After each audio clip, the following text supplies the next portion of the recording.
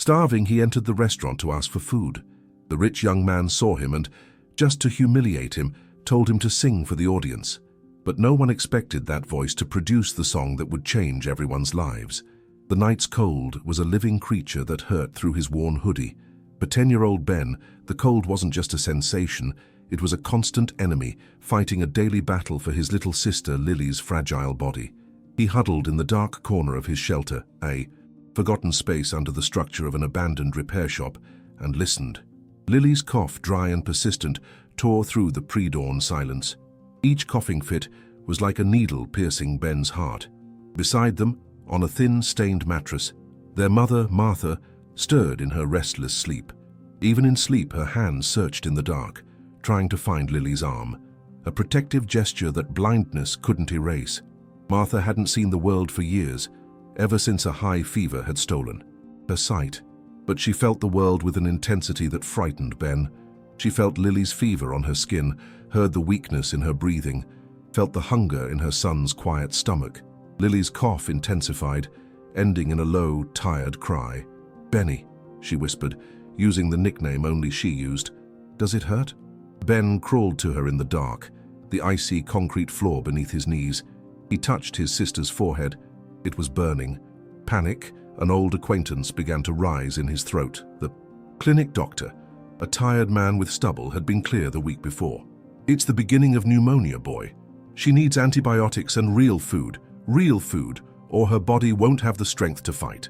Real food. Antibiotics. Words that sounded like a foreign language. Last night's dinner had been half a roll divided among the three of them, a gift from a lady leaving the bakery. He leaned over his sister, adjusting the blanket on her shoulders. "I'll get it, Lily," he whispered. The promise, a sacred vow in that darkness. Today I'll get the medicine and warm food. I swear by Mom and Dad." He kissed Lily's feverish forehead, felt his mother's hand find his in the dark and squeeze it tightly, and left for the city that was beginning to awaken. He pushed his recycling cart, a metal skeleton that was both his tool and his burden, and plunged into the grey streets. The day was brutal, a humiliating hunt for pennies. The trash cans in the wealthy neighborhood seemed emptier than ever. Doormen chased him away with renewed anger. At the traffic light, he tried to sell candy, but a group of older boys drove him off, taking his small box. The hunger in his own stomach was a knot twisting his insides, but it was the image of Lily, pale and writhing, that propelled him, that kept him from simply sitting on the curb and giving up. By dusk, he had managed to get a pittance, a few coins that barely bought a loaf of bread. Despair was a metallic taste in his mouth. He was tired, cold, and defeated. That's when, wandering aimlessly through the elegant streets of the upscale district, he stopped in front of the Sky Bistro restaurant. The glass windows stretched from floor to ceiling, a display case for a world to which he would never belong. Inside, the light was golden and warm. Well-dressed people laughed, raised glasses of red wine, cut tender pieces of meat resting on glistening sauces. The smell that escaped through the revolving door was torture, an offense to his empty stomach. He stood across the street in the shadows, just watching, not with envy, but with an almost anthropological fascination. It was like looking into an aquarium full of exotic, colorful fish. It was another planet, but on that planet there was food, real food, warm food. He knew what would happen if he tried to enter. He would be thrown out before he took a second step, but the image of Lily, of her cough, of the promise he had made, was stronger than the fear of humiliation. He didn't want charity, he just wanted the leftovers. What those rich people left on their plates would be a feast for his family. Gathering every ounce of courage he had left, he crossed the street, took a deep breath, and pushed the revolving door. The impact was immediate. The warmth, the smell of food and perfume, the low sound of a piano and civilized conversations, and the stares, all eyes turned to him, the stain of dirt and misery that had just invaded the perfect picture. The maitre d', a tall, slender man in an immaculate tuxedo, came towards him, his face a mask of restrained repulsion. "Excuse me, sir. I believe you have the wrong door. The service entrance is through the back, for deliveries." The sarcasm in the word "sir" hit him, but he didn't back down. "Sir," he began, his voice a thread, "I don't want any trouble. I just wanted to know if there was any leftover food, anything. It's for my sister. She's very sick." Before the maitre d' could respond, with the cold refusal he was already rehearsing, a young voice, drawling and full of boredom, sounded from a large round table near the window. "Let him go, Jean-Pierre. The kid looks interesting to me. I'll handle him." It was Rod, a young man who couldn't have been more than 25, but who carried the arrogance of a king. Blonde hair slicked back with gel, a solid gold watch on his wrist, clothes that cost more than Ben's family would spend in a year. He was with a group of friends, young men and women with the same aura of bored wealth. Rod gestured with his hand, a gesture used to call a dog. "Come closer. Come here, little gutter rat. I hear you're hungry." Ben felt the blood rush to his face, a hot shame that burned him inside. But he thought of Lily, swallowed his pride and slowly walked to the table. The smell of the food was so strong that he felt dizzy. There were plates with lobster, steaks, truffle pasta, and there were leftovers. Many leftovers. "Yes, sir. Anything helps," he whispered, his eyes fixed on the plates. Rod smiled, a predatory smile that didn't reach his cold eyes. He turned to his friends. "What do you think? A private little show to liven up our dinner? This one looks like a street performer." His friends laughed. "Accomplices." He turned back to Ben. "I'm a businessman, kid. I like fair trades. You want our food? You'll have to give us something in return." He leaned back in his chair, savoring the moment, the power. "I heard you singing out there earlier. Sing for us here now, sing for your dinner. If your performance is convincing, maybe I'll give you the scraps of my steak." The humiliation was public, calculated, designed to entertain them. Silence fell over the restaurant. The other tables, previously pretending not to see, now turned to watch the cruel spectacle. Ben's heart turned to a stone of ice in his chest. Anger and shame choked him. He wanted to scream, turn his back, spit on the floor, and leave that place. The dignity his father had taught him demanded it. But then he heard Lily's cough in his mind, saw his mother's worried face, and knew he had no choice. His pride wouldn't fill his sister's stomach or buy her medicine. He felt her, a single, almost imperceptible nod of his head. "Great," Rod exclaimed, clapping theatrically. "Come on, entertain us. Sing something sad that matches your pathetic appearance." Ben closed his eyes. He banished the luxurious hall, the mocking faces, the smell of food. He transported himself to his world, to the dark, damp cubicle, to his mother's side, on nights when her loneliness was so palpable he could touch it. And he sang to her the only song his father had taught him, an old, sad folk song about a little bird that had lost its nest in a storm and sang to the moon, asking if its feathers could turn into stars to guide its way home. He took a deep breath, the air seeming to come not from his lungs, but from a deeper place, and he opened his mouth. The voice that came out was not that of a frightened street boy. It was the voice of an ancient soul, pure, crystalline, and laden with a pain so genuine that the entire restaurant held its breath. There was no technique, no training. There was only truth. Each note was a raindrop, each word an echo of loss. He sang with his eyes closed, his thin body swaying gently, his small hands clenched by his sides as if holding all his pain. His voice, unaccompanied, flew through the hall, past tables of lobster and expensive wine, and touched something those people had long forgotten, their very hearts. At a discreet table in the corner, Mr. Harrison stopped with his fork halfway to his mouth. He was a man who loved music, a patron of the arts, a widower whose loneliness was his most faithful companion. He had watched the scene with growing disgust at Rod's arrogance, but when the boy began to sing, everything else disappeared. In that voice, Harrison heard not just a song, but the story of his own life, the loss of his wife, the loneliness of his dinners, the search for a home he never found again. The boy's voice was the sound of his own soul. The song ended, the last note hovering in the air like a crystal tear before dissolving into silence. Absolute, profound, sacred silence. No one moved. Ben opened his eyes back to reality.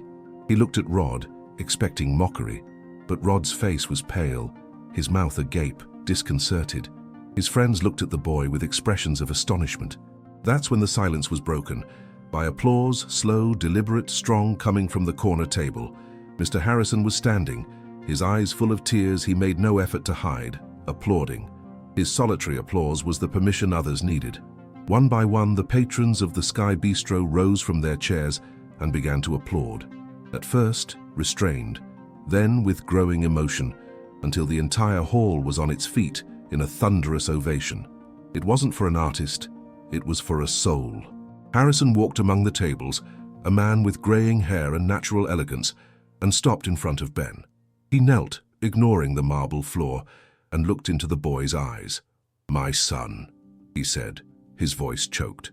"I've paid fortunes to hear the greatest singers in the world. None of them ever touched me the way you just did. What's your name?" "Ben," he whispered, still stunned. "Ben," Harrison repeated as if savoring the word. "What you did tonight wasn't singing for your dinner. You fed our souls, and for that we owe you a debt." He stood up and, in a voice everyone could hear, declared, "Jean-Pierre, from today on, Ben and his family have a lifetime credit at this restaurant. The bill will always be mine." He then turned to Rod's table, who now looked at him with pure hatred. "And as for these gentlemen, their bill is also mine. It's the least I can do to compensate for the shame they put us through." He placed a firm, protective hand on Ben's shoulder. "Now, let's go home. And you'll tell me all about your mother and sister, because I think your life, and perhaps mine, has just changed forever." The echo of the applause still lingered in the air of the Sky Bistro, but for Ben, the world had become a silent tunnel. He could only see the face of the grey-haired gentleman kneeling before him, whose eyes looked at him not with pity, but with a kind of reverent recognition, as if he saw something that had long been lost.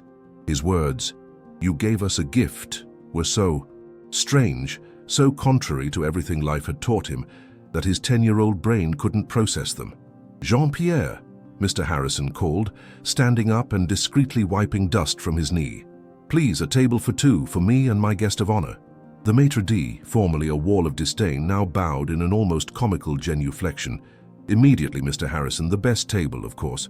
As he was guided through the tables, under the now curious and admiring gazes of the other patrons, Ben glimpsed Rod. The rich young man who moments before had been the center of attention was now at his table, isolated in his own humiliation. His friends looked at him with a new expression, a mixture of astonishment and a certain detachment. Rod's face was red with fury, his eyes fixed on Ben with pure, crystalline hatred. It was a look that lasted only a second, but it promised a war. Mr. Harrison had Ben sit at his preferred table in a discreet corner with a red velvet sofa. "You must be hungry?" he said with a kindness that left Ben even more disarmed. He didn't look at the menu, just told the waiter, "Please bring a very hot vegetable soup with chicken pieces, soft bread, and a glass of warm milk." To start, he knew a hungry stomach couldn't handle the rich, heavy food on the rest of the menu. He knew the boy needed comfort, warmth, not a banquet. This small detail, this silent understanding, began to break Ben's defenses. The soup arrived in a white porcelain bowl, steaming, smelling of home. Ben, whose hands were used to holding crumpled cans, now held a heavy silver spoon. He ate. The first spoonful was an explosion of warmth and flavor that went down his esophagus, warming the emptiness in his chest. He ate slowly, afraid that if he ate too quickly, the dream would end. Harrison didn't rush him, just stood there watching with a small smile on his lips. When Ben finished the soup, the old man leaned forward slightly. "Ben," he said, his voice soft, "a voice like yours isn't born just from talent. It's born from a story, from a life. If you allow me, and only if you feel comfortable, I'd like to hear yours." Perhaps it was the warm soup, perhaps the kindness in the old man's eyes, or perhaps just the exhaustion of being strong for so long. But Ben spoke. He told everything with the simplicity of a child. He painted a picture of his life.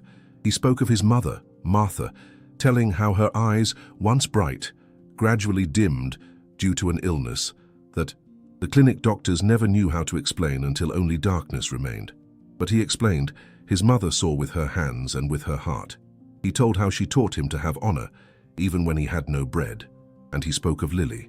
His little Lily, 6 years old, spoke of her cough, which worsened with the night's cold, of the wheezing in her chest, of the fever that left her weak and unwilling to play. He told about the pneumonia diagnosis at the clinic and about the antibiotic prescriptions he kept in his pocket, useless papers because he didn't have the money to buy them. He described the cubicle at the back of the abandoned repair shop, the smell of rubber and mold, the single mattress on the concrete floor they shared, the leak that, on rainy days, forced them to huddle in a corner. He didn't tell the story with self-pity. He told it as one describes the weather. It was his reality. Mr. Harrison listened to every word. His face, previously serene, now marked by deep pain. Every detail of Ben's life was a slap in the face to his own existence of luxury and solitude. He who complained about the silence of his mansion was now ashamed before a boy whose greatest fear was the silence of his sister's breathing. When Ben finished, silence returned to the table, but now it was a different silence. It was a silence of communion, of understanding. "Ben," Harrison said, his voice choked, "your father taught you to have honor. Your mother taught you to have strength. And you have the soul of a king in a boy's body." He signaled his driver, who was waiting outside. "Now finish your milk. It's time to take you home and meet your family." The journey from the opulence of the upscale district to the industrial periphery was a journey between planets. Ben, sitting on the soft leather seat of a luxury car that glided silently through the streets, looked out and saw his own world with different eyes. The dark alleys, the unplastered houses, the tired faces of people at bus stops. It was all he knew, but seen from inside that bubble of luxury, the harshness and injustice of it all became even more evident. When the car stopped in front of the abandoned repair shop, the driver looked at Harrison in the rearview mirror, incredulous. The old gentleman merely nodded. "It's here," Ben said softly. They got out. The smell of burnt rubber and open sewage hit Harrison, a man accustomed to air-conditioned environments and imported perfumes. He didn't falter. He followed Ben down a dirt path to the back, to the rotten wooden door of the cubicle. Inside, the scene was even more desolate than he had imagined. Martha was sitting on the mattress, sewing by the light of a single candle, her fingers moving with painful slowness. Lily was lying beside her, huddled, her breathing an audible wheeze even from outside. "Son, is that you?" Martha asked, hearing the footsteps. Her head rose, her sightless eyes turned towards the darkness.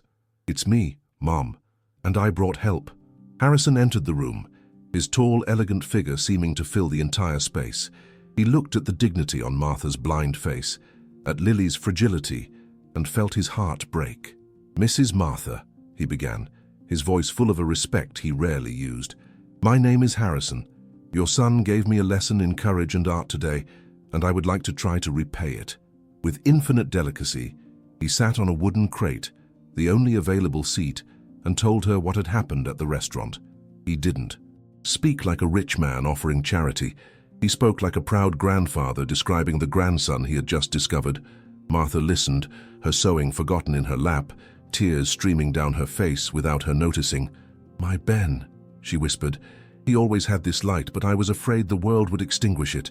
"The world won't extinguish it. I won't allow it," Harrison said with unwavering conviction.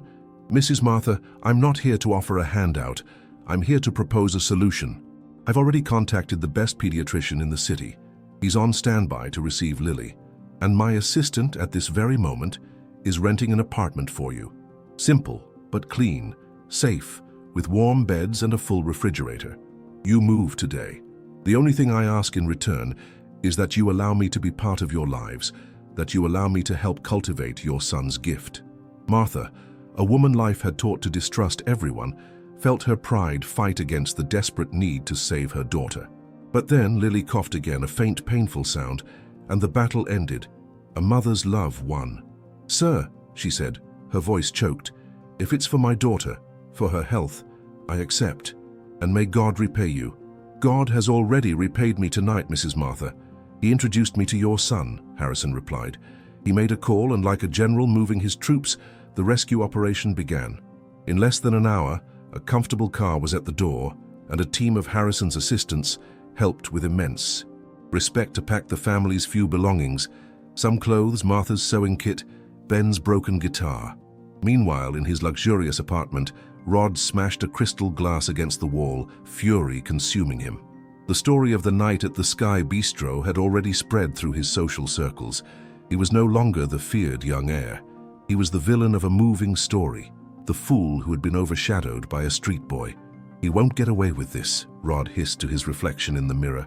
Neither he nor old Harrison. He picked up the phone and called a number he only used for emergencies. "I need a service. I want you to find out everything about a street boy named Ben and his family, every rotten secret, every weakness, and I want you to use it to destroy them. The family's first night in the new apartment was surreal. It was a simple two-bedroom place in a modest building, but to them, it was Versailles Palace. Lily, after being taken to the clinic and receiving her first dose of antibiotics, slept for the first time in a real bed, her chest rising and falling with a calmness Martha hadn't seen in months. Martha explored every corner of the apartment with her hands, touching the smooth walls, the texture of the sofa, the kitchen faucet from which clean water flowed. Ben stood in the middle of the living room, looking at the full refrigerator, the beds with clean sheets, the light coming from the ceiling and not from a candle flame. The promise he had made to Lily, that dawn had been fulfilled in a way he could never have dreamed. The next morning, Harrison visited them. He didn't come empty-handed.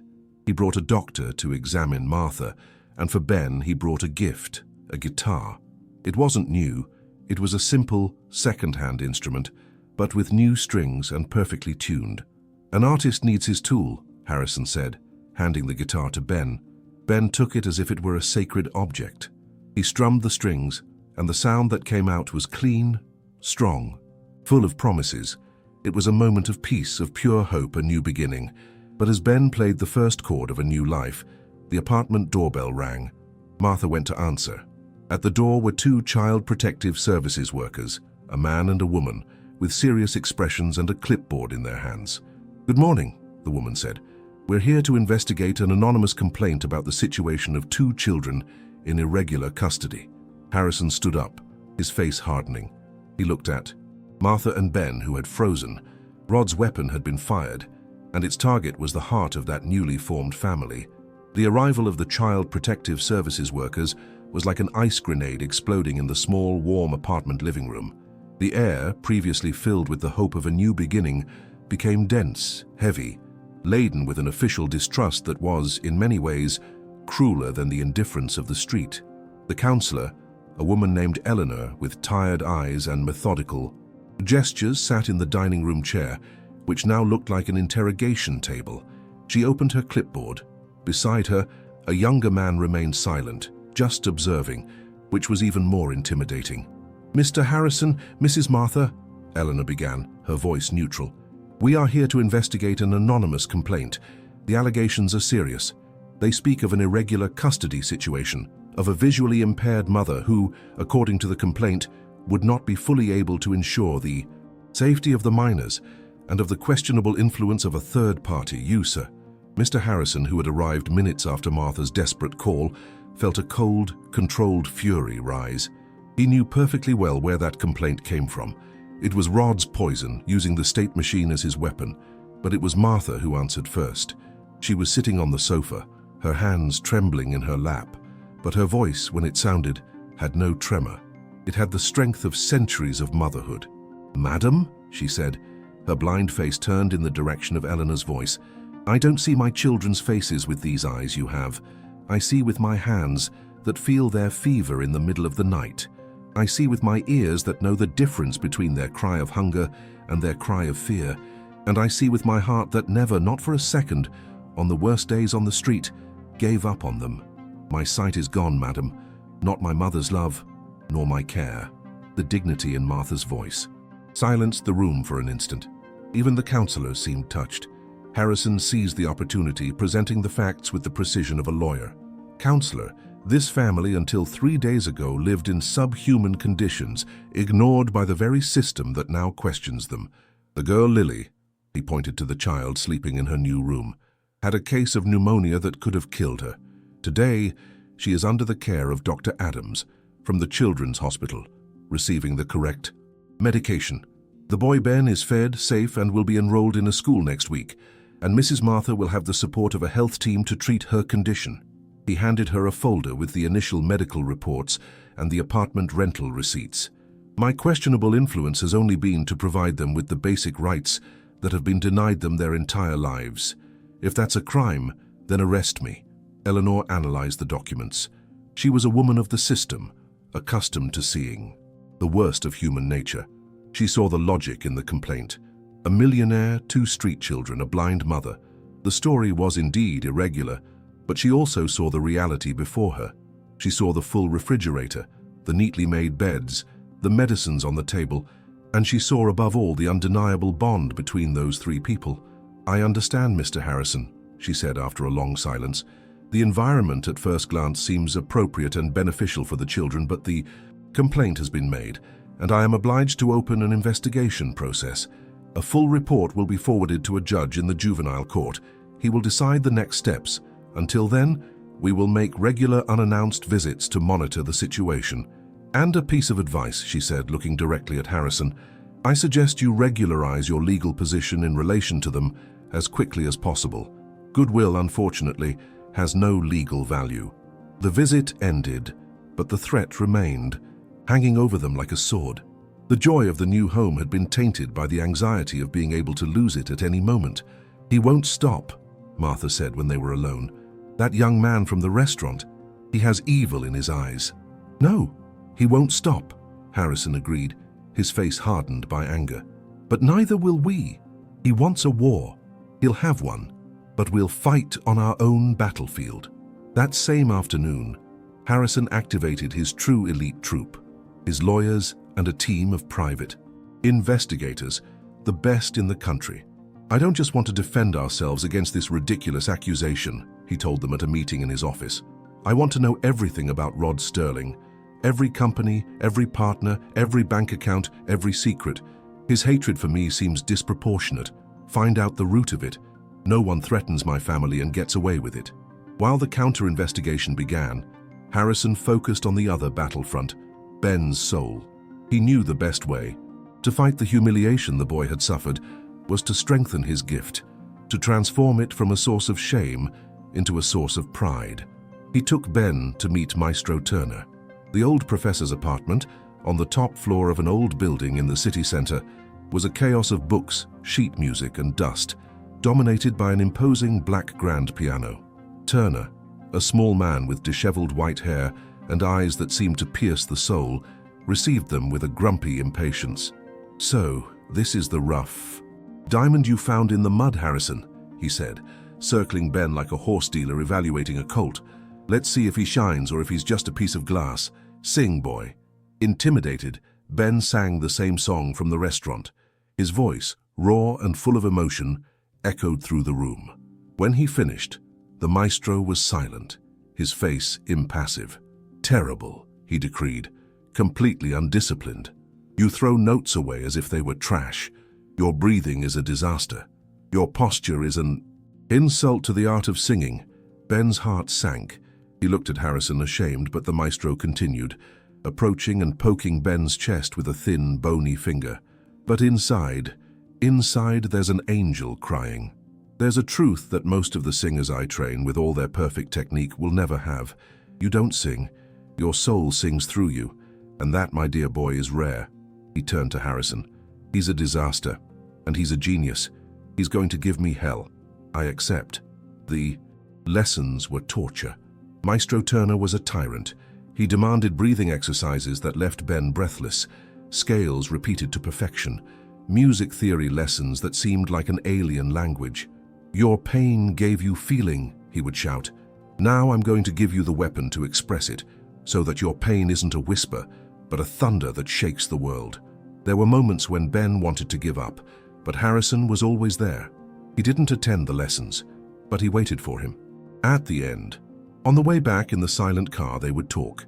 Harrison told him about his late wife, Helen, a pianist. "She didn't have perfect technique either," Harrison would say with a sad smile, "but when she played Chopin, even the angels stopped to listen. She used to say that music was the only prayer God never refused to hear. I think you two would have gotten along very well." In these conversations, Ben began to see Harrison not as a benefactor, but as a friend, a grandfather, and Harrison saw in Ben the spark of life and passion he thought he had lost forever. Peace, however, was fragile. Rod, learning that his complaint had not had the immediate effect of removing the children, launched a second attack, dirtier and more public. He paid a fortune to a journalist from a sensationalist gossip blog.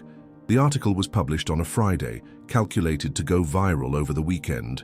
The headline was a stab: "The Angel's Tale, the hoax of the street boy, who uses blind mother, and sick sister to deceive lonely millionaire. The text was distilled poison. It used old photos of Ben picking through trash, his face dirty, taken out of context. It claimed that Martha, his mother, was an alcoholic who used her blindness to elicit pity, and described Harrison as a lonely, senile old man, being manipulated by a family of professional swindlers. The article presented no proof, only anonymous sources and malicious insinuations, but in the court of the internet, that was enough. The impact was a tsunami. The story spread. In the new building, neighbors who had once smiled at them now averted their gaze. Martha, who went out to feel the sun in the small community garden, heard two women whispering. Poor old man, being tricked by these people. She shut herself in the apartment, shame a heavy cloak on her shoulders. For Ben, it was the hardest blow. He had just been enrolled in a good private school near home, a dream made real by Harrison. On Monday, upon arriving, he was the center of all eyes. "Hey, con artist, did you trick anyone else today?" said a boy in the hallway. "Watch your wallets, everyone. The kid from the Sky Bistro is here," shouted another. Ben felt the ground disappear. The humiliation was 1,000 times worse than at the restaurant. There he was anonymous. Here everyone knew his name and used it as a weapon against him. That night, he locked himself in his room, didn't want dinner, didn't touch his guitar, just stayed huddled in bed, wishing he were invisible again. Harrison knocked on the door. "Ben, can I come in?" He entered and found the boy in the darkness, his body trembling. "I can't take it anymore, Mr. Harrison," he whispered, his voice broken. "I want to leave, go back to the street. No one knows me there. Maybe Rod is right, I'm just a street kid. I don't belong in this world. I just bring shame to you, to my mother." The despair in his voice was absolute. Rod's weapon had found its heart.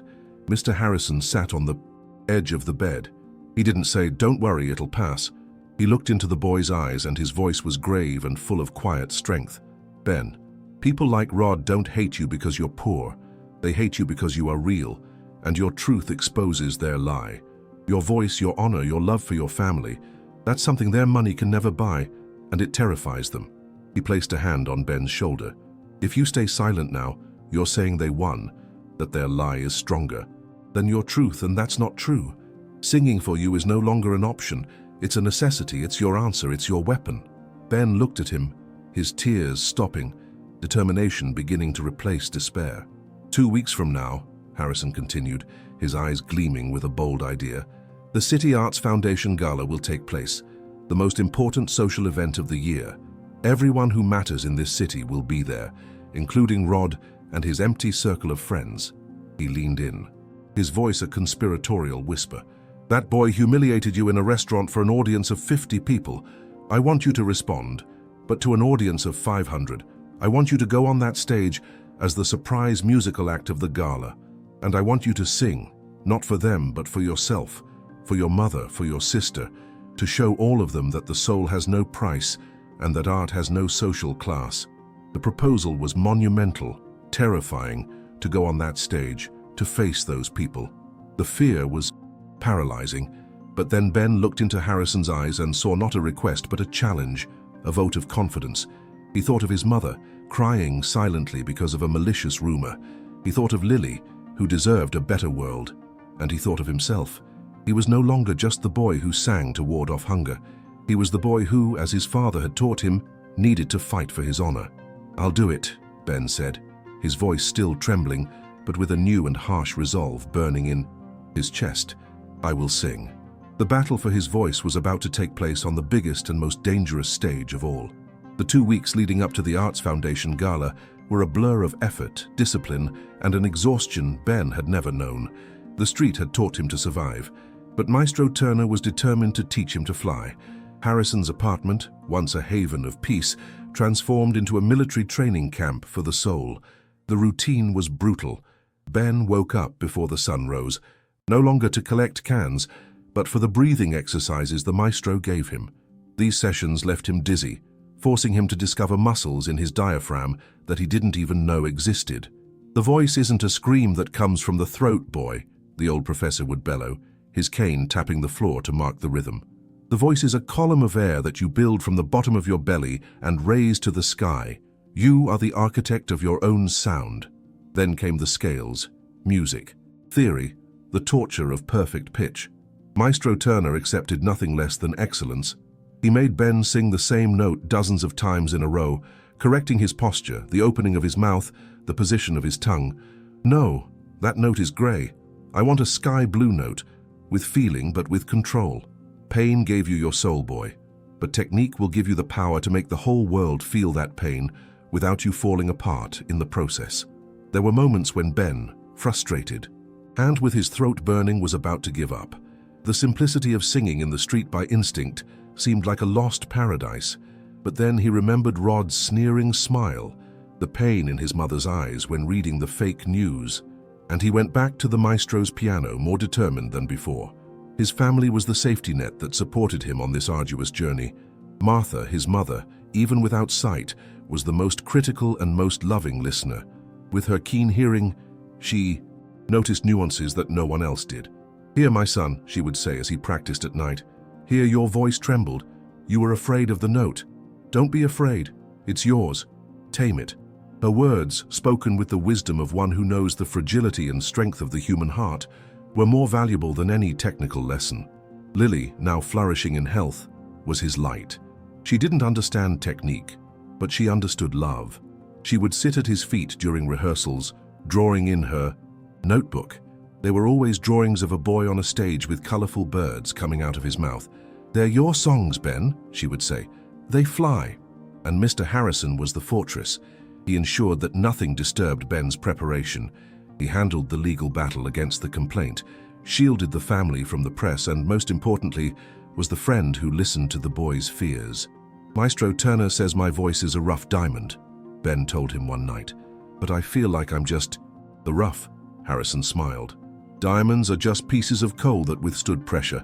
Ben, keep enduring, you'll shine." On the other side of the city, in his office overlooking the park, Rod delighted in preparing his own version of the spectacle. He had learned through his contacts on the foundation committee that Harrison had insisted on the surprise attraction. The story spread like a delicious secret among the elite. Harrison's boy singer would perform at the event of the year. "It's going to be the biggest joke of the decade," Rod told his friends at a lunch at the city's most expensive club. "Imagine the scene, the little beggar with his tiny guitar trembling in front of everyone. He'll be out of tune, he'll forget the lyrics, it'll be the pathetic end of this ridiculous fairy tale old Harrison invented." He was so confident in Ben's public humiliation that he had already planned the aftermath. He would hire the same blogger who had published the first article to be present at the gala, ready to write a sarcastic chronicle about the night's fiasco. Rod didn't just want Ben to fail, he wanted the failure to be documented, immortalized, an indelible stain on his rival's reputation. But while Rod planned his small and cruel revenge, Harrison's counter-investigation delved deep into the past, seeking the true root of that disproportionate hatred. The investigators quickly discovered the precarious situation of Rod's family business. They discovered the embezzlement, the unsustainable lifestyle. But that was just greed. It didn't explain the personal obsession against Harrison. The key came from an unexpected place, an old retired accountant, a man who had kept Rod's family's secrets for over 40 years and who had been unceremoniously dismissed when the company began to sink. Initially reluctant, but moved by an old resentment and the promise of generous consultation from Harrison, he opened his files and his memory. The story he told in a secure meeting room, with recorders documenting every word, was a tragedy of pride, friendship, and secrets. 25 years ago, Harrison and Rod's father, who were then best friends and partners, were on the brink of bankruptcy. Rod's father, a good man but a terrible administrator, addicted to gambling and risky bets, had incurred an unpayable debt and committed tax fraud to try to cover it. Discovery was imminent. He would be arrested, and the family name dishonored forever. Desperate, he confessed everything to Harrison. And Harrison, seeing his friend's despair and thinking of the friendship that united them, made a decision that would change their lives. Instead of reporting him, he used his own inheritance, a valuable piece of land he had received from his father, and sold it to secretly pay off all his friend's debts, saving him from prison and public ruin. The only condition was that the act remain an absolute secret to protect the friend's family honor. Harrison withdrew from the partnership, founded his own company, and the two went their separate ways, forever linked by that secret. Rod's father never recovered from the blow to his pride. He rebuilt his fortune, but lived the rest of his life in the shadow of Harrison's mercy. A fact that filled him with a silent resentment that he unconsciously passed on to his son. Rod grew up seeing Harrison not as a rival, but as a constant reminder of his father's weakness. And recently, after his father's death, Rod, while organizing his papers, found a letter, a detailed confession from the old man addressed to Harrison, but which had never been sent. The letter told the whole truth. For Rod, the discovery was poison. The revelation that his family's honor, his status, his money, everything had been built on Harrison's charity, was unbearable humiliation. His hatred, previously diffuse, now had a clear target, and when he saw Harrison adopting another miserable person, the boy Ben, he saw the pattern repeat itself. He saw the same condescending pity that, in his distorted mind, had castrated his father. Attacking Ben was his way of attacking Harrison's legacy. It was his way of screaming to the world that kindness was a weakness and that he, Rod, was strong, ruthless, and owed nothing to anyone. The day before the gala, Harrison called Ben to the library. The boy was pale, with deep dark circles under his eyes from so much rehearsal. He was terrified. "Ben, before you go on that stage, there's something you need to know," Harrison said, his voice grave. "You need to understand the man who will be in the front row wanting to see you fall. You're not fighting arrogance, you're fighting shame." And he told the story of the debt, the secret, the mercy. He told how kindness can sometimes generate a deeper resentment than hatred itself. Ben listened in silence, his guitar in his lap. The story was too complex for his age, but he understood the essence.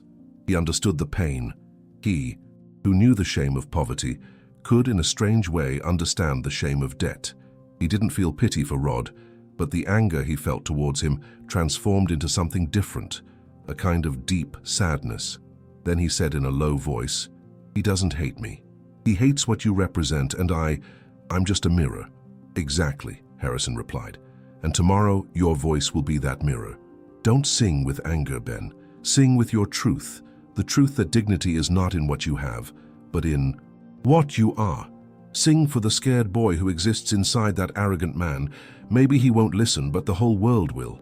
The revelation gave Ben a new purpose.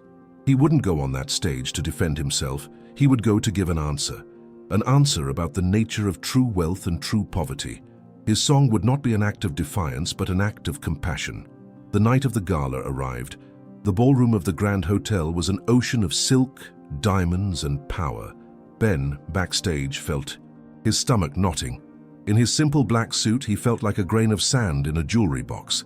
Through the crack in the curtain, he saw the scene.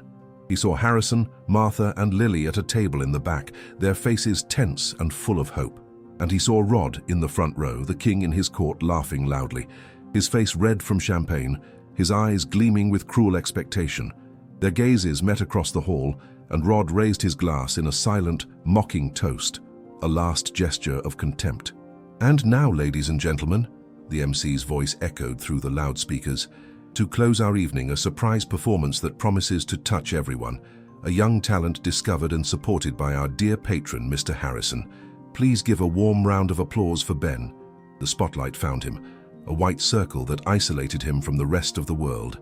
He felt panic rise, his throat dry, but then he remembered. He closed his eyes and took a deep breath as the maestro had taught him. He wasn't there for them. He was there for his truth. He walked to the center of the stage, sat on the bench, adjusted the guitar on his lap. The audience's silence was a thousand-headed monster. He didn't look at Rod. He looked inside himself and began to play. The final battle for his voice and his soul had begun. The spotlight's beam was a solitary white sun that imprisoned him. In the circle of light, there was nowhere to run. Outside, in the velvety darkness of the ballroom, there was a thousand-headed monster, an audience of rich, cynical faces waiting for the show, waiting for his failure. Ben felt cold sweat trickle down his back, beneath the simple suit that felt like a costume. His hands, holding the guitar, trembled uncontrollably.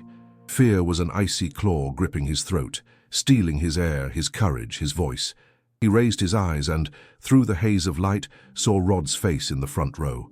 The sneer on his lips was the personification of all the voices that had ever called him trash, invisible, nothing. That smile said, "I know you, I know what you are. And now all of them will know too." Panic overwhelmed him. The notes, the words, the hours of rehearsal with Maestro Turner, everything disappeared. His mind was a blank canvas. He opened his mouth to sing, but no sound came out. The silence in the hall, previously expectant, now became heavy, embarrassing. He heard a muffled laugh coming from Rod's table. The humiliation was happening. He was going to break. He was about to get up and flee, to yield to his condition as a gutter rat, as Rod had called him. But then he closed his eyes, and in the protective darkness of his eyelids, he did what Mr. Harrison had taught him. He banished that world of glitter and contempt and summoned his own. He saw the face of his mother, Martha, and the silent strength she carried in her blind smile. He saw his sister, Lily, breathing peacefully in a warm bed for the first time. He saw Mr. Harrison's unwavering look of trust and heard Maestro Turner's hoarse voice in his head. "Don't sing for them, boy, sing for your pain. Transform your wound into a cathedral and invite them to pray in it." He took a deep breath, once, twice, 3 times. The air that filled his lungs was no longer the stale air of fear. It was the air of his own story. His fingers, now steady, found the guitar strings, and he played the first chord. A simple chord, minor, sad, but not defeated. A clean, pure sound that cut through the tension of the hall like a knife.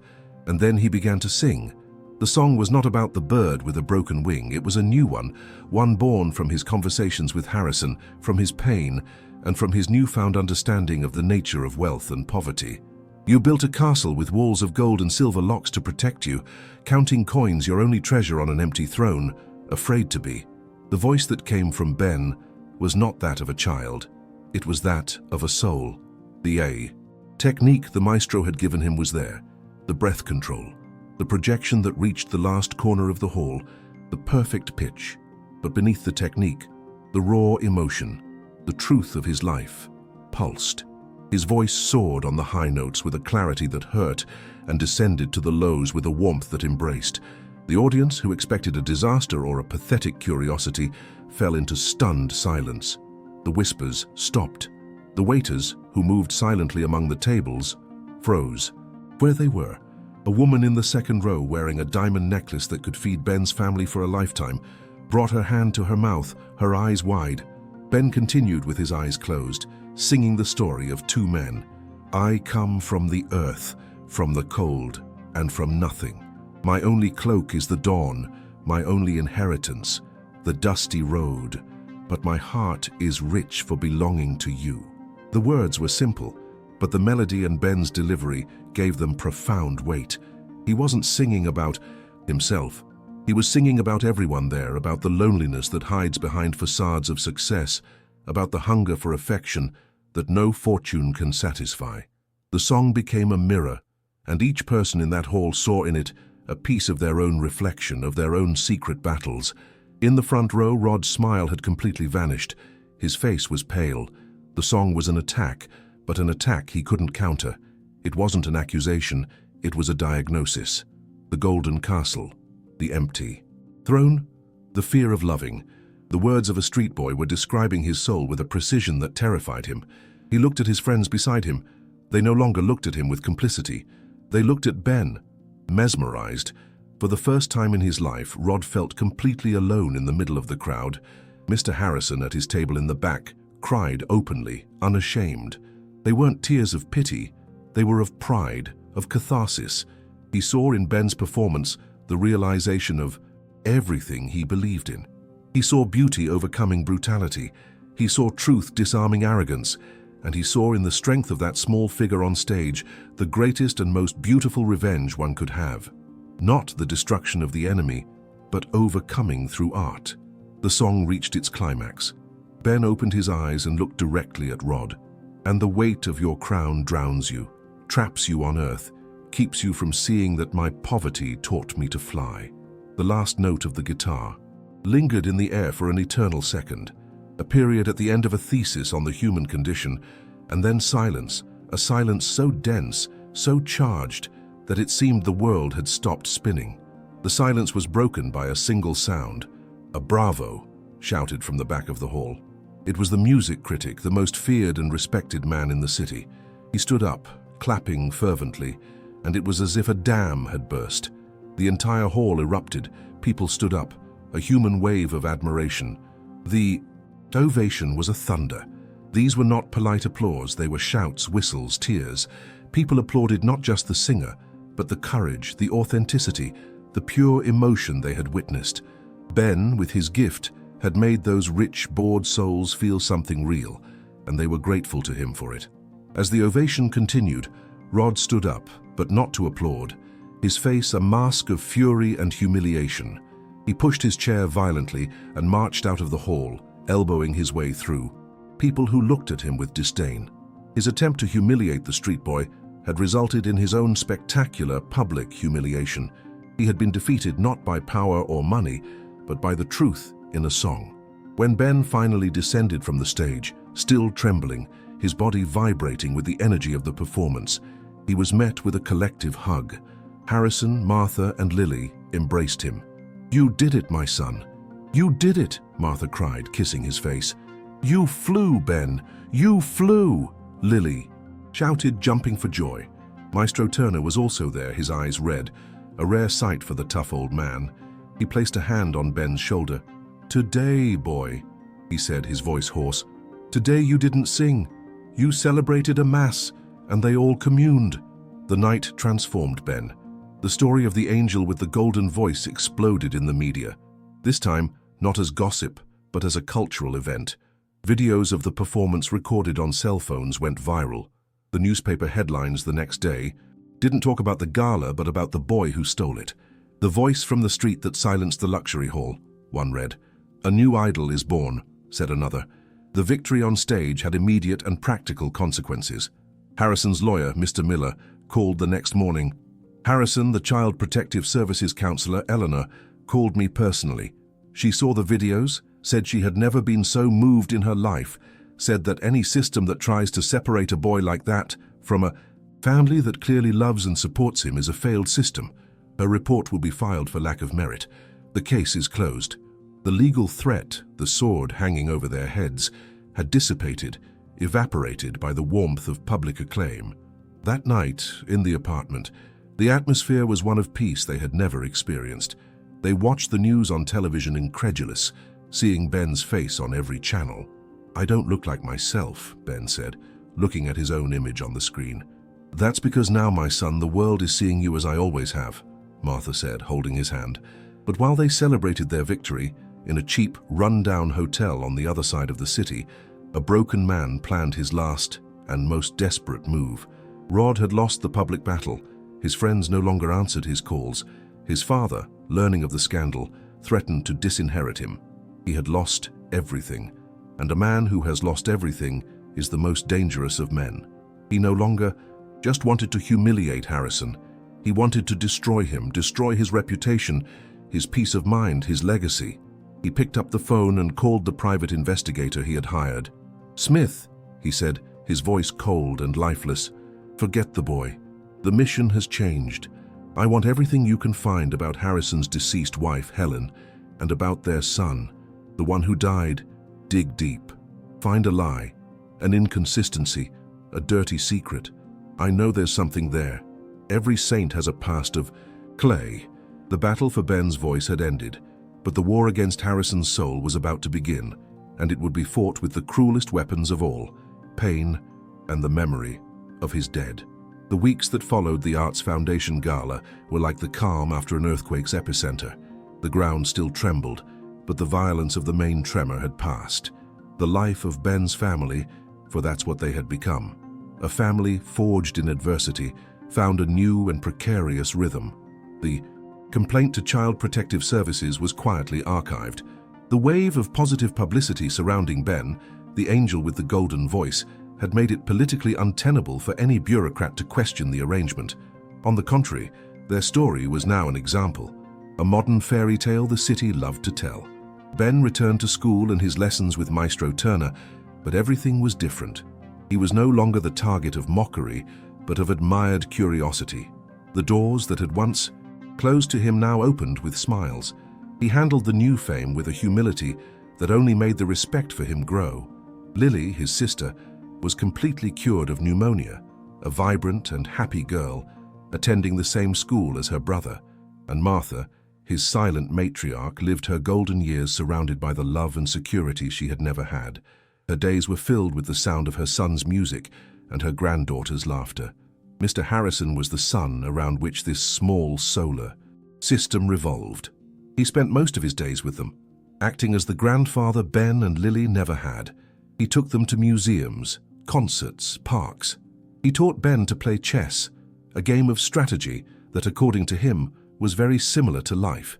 And he listened for hours to Martha's stories about the past, about the husband she lost, about the strength she found in faith.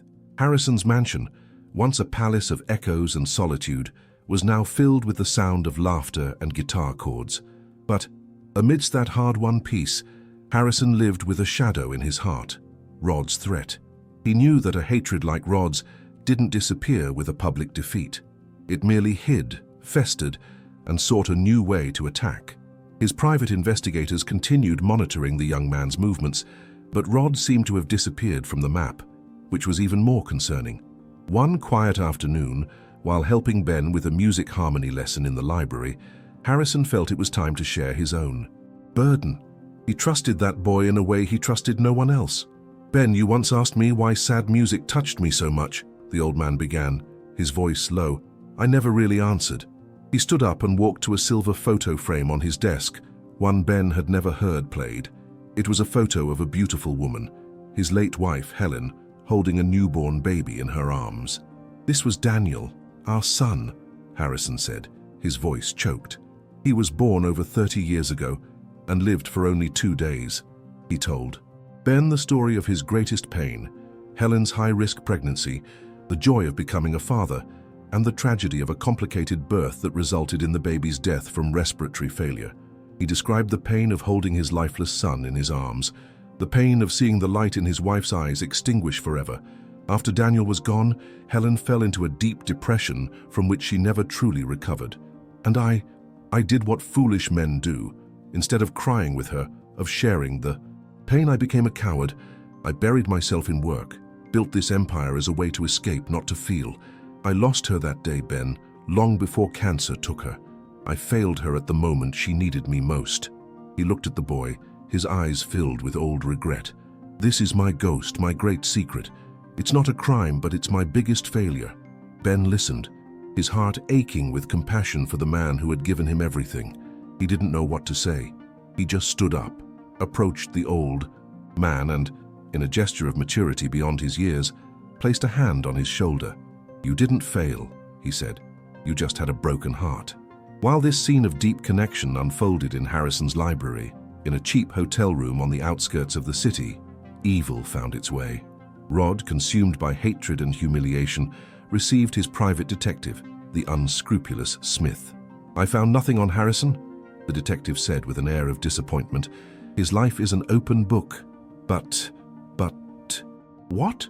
Rod snarled. "But his past holds a tragedy, one he never discusses. The death of his only son, a newborn, over 30 years ago." Rod's interest sparked, "And I found someone willing to refresh their memory about what happened at that hospital," Smith said with a sordid smile. "A former nurse, bitter, full of resentment, fired for incompetence years later. For a good price, she's willing to tell a slightly different story." Rod's weapon had been found. It wasn't a firearm, but poison, a lie. So monstrous, so vile, that it could destroy a man's soul. A week later, Harrison received an anonymous envelope in his office. Inside, there was no ransom demand, but a flash drive. Curious, he connected it to his computer. The file was a video, an amateur recording of an older woman crying, her face contorted in a performance of guilt. "I can't keep this secret anymore," the woman said in the recording. Mr. Harrison's son, he didn't die. He was born with a severe disability, a deformity in his legs. And Mr. Harrison, a man obsessed with the image of perfection, couldn't bear it. He paid me. He paid the hospital to forge the death certificate. And the baby, he was sent to an institution for special children in the countryside to be forgotten. He abandoned his own son. The video ended. Harrison stared at the screen, blood chilling in his veins. The lie was so grotesque, so diabolical in its conception, that he felt the air leave him. That slander didn't attack his business, it attacked his honor, his paternity, the sacred memory of his son and his wife. He knew it was Rod's work. It was the perfect revenge, an accusation impossible to disprove. How would he prove that his son, dead for 30 years, was truly dead? How would he fight a ghost of lies? His phone rang. An unknown number. It was Rod. "Did you like the preview, Harrison?" said the voice on the other end, full of poisonous triumph. "That's just a copy. The original is with a very famous journalist who loves stories of high society scandals, and she's eager to publish it." "What do you want, Rod?" Harrison asked, his voice a thread. "What I've always wanted, your ruin, but I'll be generous. You have 48 hours. You will go public and announce your retirement for health reasons. You will transfer the controlling shares of your companies to my father as an apology for the public humiliation I suffered, and you will disappear from your little protégé's life. You will send him to a boarding school in Europe, anything. Do that, and this story dies with me. Don't, and the whole world will know the monster who abandons his own disabled son."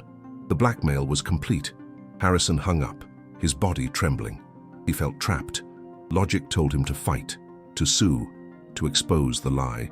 But his heart, wounded and tired, only wanted to protect the memory of Daniel and Helen. A scandal, even if based on lies, would stain their name forever. He thought of giving in, of giving everything up, of surrendering, just so his dead could rest in peace. It was Ben who found him in that state hours later, in the dark office, looking at a photo of his late wife. The boy, with his keen intuition, knew something terrible had happened. "Mr. Harrison, are you all right?" With a broken voice, Harrison told him everything. The blackmail, the lie about his son, the ultimatum. He expected Ben to be scared, to advise him to be careful. But Ben felt no fear. He felt anger, a righteous, clear anger on behalf of the man who had become his father. "And you're going to let him?" the boy asked, his voice firm. "Are you going to let a liar win? Are you going to let him spit on the memory of your wife and son?" "But how do I fight, Ben? It's my word against a witness. The press will crucify me." Ben approached the desk. He looked into Harrison's eyes. "You taught me to fight with my voice. You put me on a stage and told me to sing my truth without fear, and the world heard. Now, it's your turn to go on. Your own stage. The worst thing you can do is stay silent. Silence is what gives power to people like Rod." The boy's words, so simple and so powerful, were like a ray of light in Harrison's darkness. He was right. Surrendering would be a betrayal of everything he had taught Ben. It would be a betrayal of himself. With determination returning to his eyes, Harrison picked up the phone. A new plan, bold and risky, formed in his mind. He didn't call his lawyers. He called the newsroom of the country's largest TV network directly, asking to speak with the most feared and respected investigative journalist, Rebecca Cross. "Ms. Cross, my name is Harrison," he said when she answered. "I understand you received a fascinating dossier about me. The story is great, but it's incomplete, and I'd like to grant you an exclusive live interview on your show tomorrow night to tell my version, the complete version, and I'll bring a special guest with me." He hung up and looked at Ben, who watched. Him with a mixture of admiration and concern. The final battle would not be fought in the courts, but in the eyes of millions. He would not defend himself against Rod's lie. He would destroy it with the force of his own truth. The television studio was a cold and artificial environment, a universe of cables, robotic cameras, and a tense silence broken only by the whispers of the production team. Sitting in a leather armchair under the bright lights, Mr. Harrison felt strangely calm. Beside him, Ben, in a slightly lower chair, held his guitar, his hands not trembling with fear, but resting with resolute stillness. Backstage, in a private room, Martha and Lily watched everything on a monitor, their hands clasped in silent prayer. The journalist Rebecca Cross, a woman known for her sharp intelligence and fearlessness in confronting the powerful, sat across from them. She represented the eyes and ears of the country. "Good evening, Mr. Harrison, Ben," she began, her voice professional, but with a gleam of curiosity in her eyes. "Mr. Harrison, the country has been following the remarkable story of how you and this young man met, but in recent days, a shadow has emerged. An anonymous dossier we received in our newsroom makes an accusation of immense gravity. It alleges that more than 30 years ago you abandoned a son born with a severe disability, forging his death certificate. What do you have to say about that? The question, so direct and brutal, hung in the air. Harrison looked directly at the main camera, as if speaking to each of the millions of people watching him. But in his mind, he spoke only to one viewer, Rod. "Good evening, Rebecca, and good evening, everyone," he began, his voice firm and clear. "I appreciate the opportunity to respond to this accusation. The best way to combat a monstrous lie is not with a simple denial, it's with a painful truth." He took a deep breath. "Yes, it's true that my late wife, Helen, and I had a son over 30 years ago. His name was Daniel." He took a small, time-worn black and white photo from his jacket pocket and showed it to the camera. It was the photo he kept on his desk, a newborn baby wrapped in a blanket. "And it's also true that my son died. He lived for only 2 days. He was born with severe pulmonary insufficiency, a condition for which there was no treatment at the time. I held him in my arms as he took his last breath. I signed his death certificate, not to hide a crime, but with the heart of a shattered father." The tears he had held back for 3 decades came to his eyes, but he didn't hide them. His vulnerability was his weapon. "The lie my nephew Rod spread doesn't attack me. It profanes the memory of my son and my wife, and he does it for only one reason: greed. Because he can't stand the idea that my legacy won't be about money but about love, a love I found in this new family." He turned to Ben.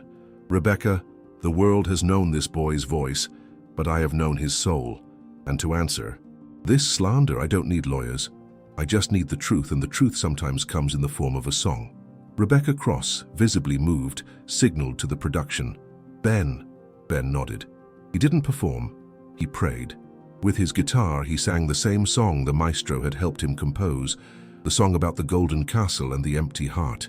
But this time, the lyrics had a new weight, a new meaning.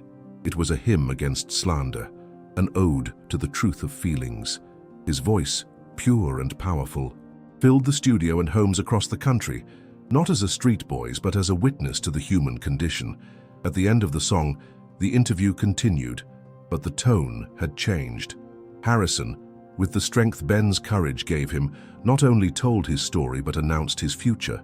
"My nephew's lie, however vile, gave me one last and great idea," he said, looking again at the camera. "In memory of my son whom I lost, and in homage to the son I found." He placed a hand on Ben's shoulder. "I announce tonight that the first and largest project of my foundation will be the construction of the Daniel Harrison Institute, a center of excellence with free treatment for children with disabilities and rare diseases. We will transform his lie into the greatest work of love of my life." That was checkmate. Harrison not only defended himself, he co-opted Rod's attack and transformed it into an act of monumental philanthropy. He won the war not by destroying his enemy, but by building something infinitely greater and nobler from the filth that was thrown at him. The repercussion of the interview was immediate and overwhelming. The country embraced Harrison and Ben. The story of the blackmail, confirmed by sources from the network itself, leaked, and Rod became a national pariah. The former nurse, fearing a lawsuit for perjury and defamation, came forward and confessed the hoax, detailing how she had been paid by Rod. For Rod, it was the end. His father, the man whose honor Harrison had saved in the past, publicly disinherited him, ashamed of his son's actions. His partners abandoned him. His friends disappeared.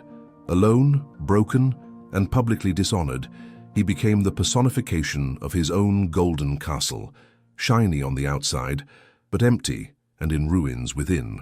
His story ended not in prison, but in a self-imposed exile of bitterness and irrelevance. For Ben's family, however, it was the beginning of definitive peace. The last shadow had been dissipated. They were free. The years that followed were one of silent and happy construction. Their lives found a sweet rhythm.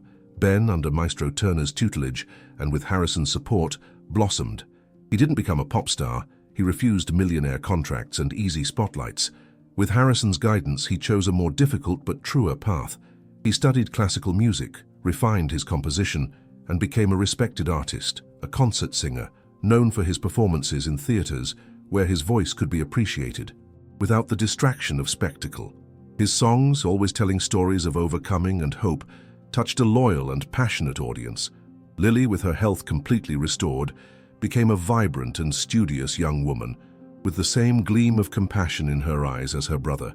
And Martha, the silent matriarch, lived her golden years surrounded by the love and security she had never had. Her days were filled with the sound of her son's music and her granddaughter's laughter. Mr. Harrison lived for another 7 years, 7 bonus years, as he liked to say. 7 years he dedicated to 2 things: being a grandfather to Ben and Lily, and raising the Daniel Harrison Institute. He saw the institute inaugurated, a place of hope and cutting-edge technology, and cried the day the first child was treated. He passed away on an autumn afternoon, in peace in his own bed, holding Martha's and Ben's hands, while listening to a recording of his late wife playing Chopin on the piano. He didn't die a lonely billionaire. He died a loved father and grandfather. The final scene unfolds 5 years after Harrison's passing. We are on the stage of the City Concert Hall, one of the country's most prestigious concert venues. Tonight is the premiere of Ben's first major composition, a symphony called The Nest. The theater is packed.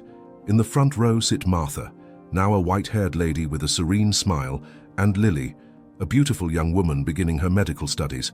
On stage, Ben, now a man in his early 20s, is not with his guitar. He is conducting the orchestra. He raises the baton, silence falls, and the music begins. The symphony is not a sad story, it is a journey. The first movement is chaotic, dense, evoking the streets, hunger, fear. The second is a soft, solitary melody, the voice of a single cello representing the purity of a voice in the dark. The third is a battle, an explosion of brass and percussion, conflict, pain. And the fourth and final movement is an explosion of light, a triumphant melody, full of hope that grows, envelops the entire orchestra and ends on a long, powerful and peaceful note. When the last note dies, the theater remains in absolute silence for an instant, before erupting in the longest and most emotional ovation that place has ever witnessed. Ben turns to the audience, his face bathed in sweat and tears. He thanks them, and his gaze meets that of his mother and sister in the front row. They smile at each other, a smile of complicity, of love, of a shared story. He raises the baton again, but this time points to an empty seat in the front row, a place his family always leaves vacant at all his performances, a place for the man who heard him when no one else did. The life that began in a dark alley, with a desperate voice, had transformed into a symphony of hope that now echoed throughout the entire world.